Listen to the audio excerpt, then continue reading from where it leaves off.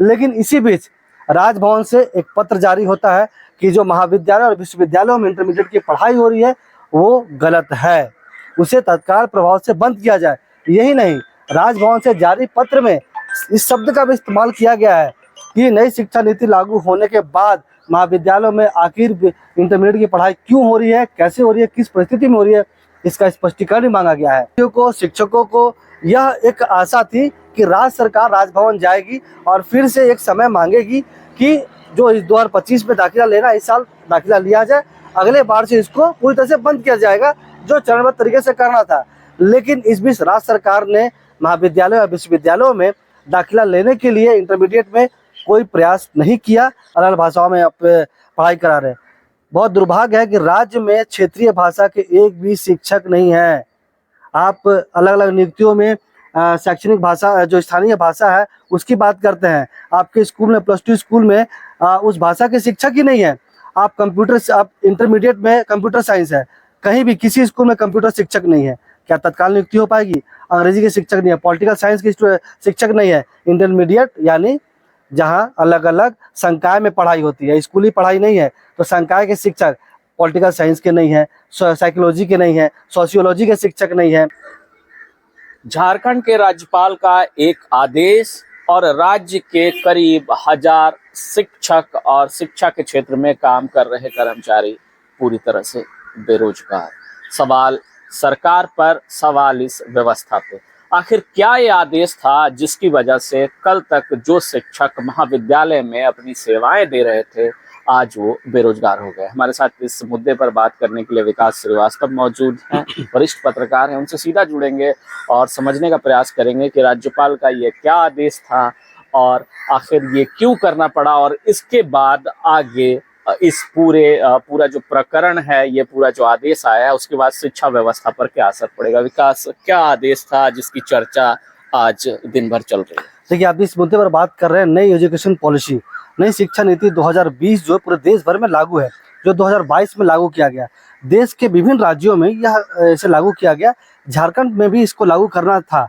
लेकिन सरकार जो इंटरमीडिएट की पढ़ाई महाविद्यालयों में चल रही थी, वो पढ़ाई चूँकि स्कूली व्यवस्था नहीं थी वैसी, इसलिए यहाँ कॉलेजों में होता था। लेकिन जब आदेश लागू किया गया 2022 में, तो स्थिति उस समय ऐसी थी कि स्कूलों में कोई आधारभूत संरचना नहीं थी, ना ही शिक्षक थे। ऐसे में इंटरमीडिएट तत्काल कॉलेजों से बंद करना संभव नहीं था। तत्कालीन उस समय जो सरकार थी, जेएमएम सरकार, उस समय मुख्यमंत्री हेमंत सोरेन थे। तो हेमंत सोरेन ने शिक्षकों और विद्यार्थियों का भविष्य को देखते हुए उस समय यह आदेश निकाला कि इंटरमीडिएट की पढ़ाई स्कूलों में होगी, लेकिन तत्काल जब व्यवस्था नहीं है, वो एक समय लिए नई शिक्षा नीति के एक अपना केंद्र सरकार को उन्हें अपना एक रिक्वेस्ट भेजा कि वो एक समय चाहते हैं कि चरणबद्ध तरीके से पढ़ाई बंद होगी, ताकि इस बीच में वो अपनी तैयारी कर ले। उन्होंने 2025 तक समय मांगा था, यानी 2025 में दाखिला होता जो 2027 तक चलता। अंतिम जो दाखिला होता कॉलेजों में इंटरमीडिएट में, वो 2025 तक होता। लेकिन इसी बीच 2025 में मैट्रिक का रिजल्ट आता है, लोगों को इंतजार रहता है कि महाविद्यालय में एडमिशन होगा, लोग विद्यार्थी इंतजार में बैठे रहते हैं कि नोटिफिकेशन निकलेगा दाखिला के लिए। लेकिन इसी बीच राजभवन से एक पत्र जारी होता है कि जो महाविद्यालय और विश्वविद्यालयों में इंटरमीडिएट की पढ़ाई हो रही है वो गलत है, उसे तत्काल प्रभाव से बंद किया जाए। यही नहीं, राजभवन से जारी पत्र में इस शब्द का भी इस्तेमाल किया गया है कि नई शिक्षा नीति लागू होने के बाद महाविद्यालयों में आखिर इंटरमीडिएट की पढ़ाई क्यों हो रही है, कैसे हो रही है, किस परिस्थिति में हो रही है, इसका स्पष्टीकरण मांगा गया है। बात यही खत्म नहीं होती है। राजभवन से पत्र निकलने के बाद, उसके बाद भी विद्यार्थियों को, शिक्षकों को यह एक आशा थी कि राज्य सरकार राजभवन जाएगी और फिर से एक समय मांगेगी कि जो इस 2025 में दाखिला लेना, इस साल दाखिला लिया जाए, अगले बार से इसको पूरी तरह से बंद किया जाएगा, जो चरणबद्ध तरीके से करना था। लेकिन इस बीच राज्य सरकार ने महाविद्यालय और विश्वविद्यालयों में दाखिला लेने के लिए इंटरमीडिएट में कोई प्रयास नहीं किया। हालांकि एक कमेटी बनाई गई कि दाखिला कैसे होगा, कहाँ होगा, लेकिन वह कमेटी पूरी तरीके से इस पर ही काम कर रही है कि जो +2 स्कूल है, जो राज्य में +2 स्कूल है, वहाँ पर ही दाखिला हो, इसको लेकर। लेकिन अगर आप स्थिति की बात करेंगे तो राज्य में 801 हाई स्कूल है जहाँ 9वीं से 12वीं तक की पढ़ाई होती है, लेकिन वहाँ आधारभूत संरचनाएं बिल्कुल नगण्य है। आधारभूत संरचनाओं में वहाँ भवन नहीं है, बेंच नहीं है, शिक्षक नहीं है, महज 5500 शिक्षकों के भरोसे पूरा राज्य है। ऐसे में जो शिक्षा व्यवस्था राज्य की प्राथमिक शिक्षा, उच्च शिक्षा शिक्षकों का कमी झेल रही है, वैसे में अचानक इंटरमीडिएट की पढ़ाई और विद्यार्थियों की संख्या बढ़ा देने पर क्या स्थिति होगा, इसको आप समझ सकते हैं। ये रही विद्यार्थियों की बात। अगर सरकार विद्यार्थियों का दाखिला करा भी देती है, अगर उन्हें मैदान में बैठा के, बेंच में बैठा के ले भी आती है, तो शिक्षक कहाँ से आएंगे, पढ़ाएगा कौन? फिर बात वही हो जाएगी, जो शिक्षा व्यवस्था झारखंड की है वो कहीं ना कहीं नीचे आ जाएगी। ये रही विद्यार्थियों की बात। अब सरकार ने अब तक केवल विद्यार्थियों के बारे में सोचा है कि दाखिला स्कूल में करा देंगे। हो सकता है एन प्रकरण जैसे भी सरकार जो है दाखिला करा भी दे अपनी लाज बचाने के लिए, क्योंकि नई शिक्षा नीति लागू करना है। नई शिक्षा नीति विसंगतियों को दूर करने के लिए था, कमियों को दूर करने के लिए था और शिक्षा व्यवस्था को बेहतर करने के लिए था। नई शिक्षा नीति बिल्कुल बेहतर है, लेकिन झारखंड राज्य वर्तमान में उस स्थिति में नहीं है कि इसे पूरी तरह से लागू कर सके।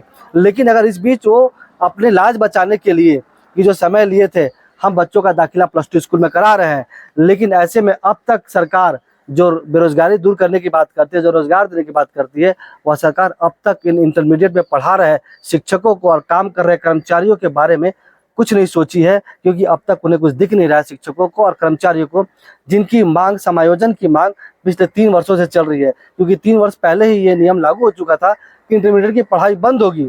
यह सबको मालूम था बंद होगा, लेकिन आखिर शिक्षक और कर्मचारी जाएंगे कहाँ? समायोजन की मांग अब भी बरकरार है, लेकिन इस पर सरकार कुछ भी नहीं सोच रही है। शिक्षक अब अपने आप को बेरोजगार महसूस कर रहे हैं। शिक्षा नीति बेहतर है, बहुत अच्छी है, लागू भी किया जाए, लेकिन सवाल है कि आप कितने तैयार हैं। झारखंड पूरी तरह से तैयार है नहीं, और आप उस चीज को अगर ग्रहण करेंगे, लेकर आते हैं, तो कहीं ना कहीं भुगतना फिर छात्रों को पड़ता है, शिक्षकों को पड़ता है और व्यवस्था चरमरा जाती है। कुछ इसी तरह की व्यवस्था फिलहाल झारखंड में होती दिख रही है। अब सवाल यहाँ ये है कि जितने भी जो छात्र हैं अभी महाविद्यालय में पढ़ रहे थे, उनका सीधा दाखिला हो जाएगा किसी +2 स्कूल में, उन्हें शिफ्ट किया जाएगा।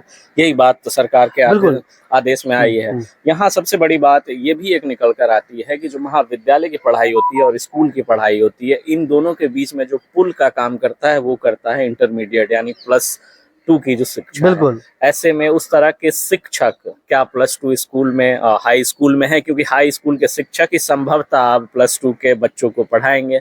शिक्षा अलग हो जाती है, व्यवस्था अलग हो जाती है। बहुत सही सवाल।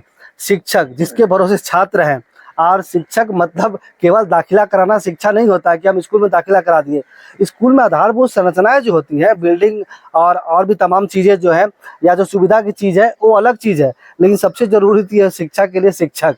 आपको बता दूं, बहुत ही यह बात आश्चर्यजनक है कि आपने भाषा के क्षेत्र में, भाषा को लेकर अलग भाषाओं में आप पढ़ाई करा रहे हैं। बहुत दुर्भाग्य है कि राज्य में क्षेत्रीय भाषा के एक भी शिक्षक नहीं है। आप अलग अलग नियुक्तियों में शैक्षणिक भाषा, जो स्थानीय भाषा है, उसकी बात करते हैं। आपके स्कूल में, +2 स्कूल में उस भाषा के शिक्षक ही नहीं है। आप इंटरमीडिएट में कंप्यूटर साइंस है, कहीं भी किसी स्कूल में कंप्यूटर शिक्षक नहीं है।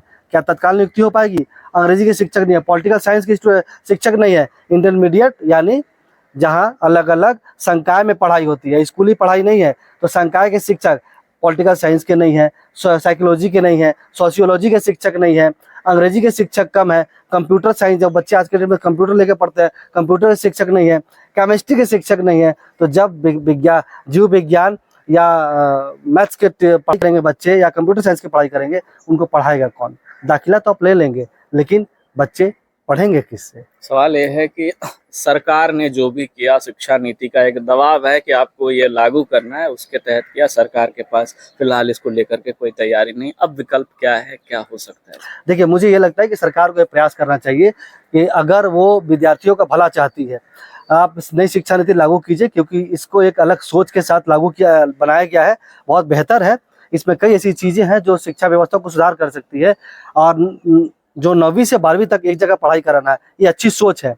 लेकिन अगर इसमें आप चाहते हैं कि सब तरह से बेहतर हो, तो जो शिक्षक अभी इंटरमीडिएट में पढ़ा रहे हैं, आप विद्यार्थियों के साथ उन्हें भी समायोजित कर दें, उसी शर्त पर कर दें तत्काल प्रभाव से, कि अभी आप, इससे फायदा क्या होगा कि जो शिक्षकों की कमी है, सरकार तत्काल में उन्हें एक अच्छी शिक्षा व्यवस्था भी दे पाएगी, विद्यार्थियों के साथ शिक्षक भी चल जाएंगे, तो पढ़ाई में कोई बाधा नहीं आएगी। क्योंकि पहले से इंटरमीडिएट जहाँ महाविद्यालय में जो पढ़ाई हो रही वो हर विषय के शिक्षक है, जो आपको आगे चल के जो आंदोलन या जो विरोध का सामना करना पड़ेगा सरकार को, तो वो सरकार अपना एक छवि बना भी सकती है इन्हें समायोजित करके।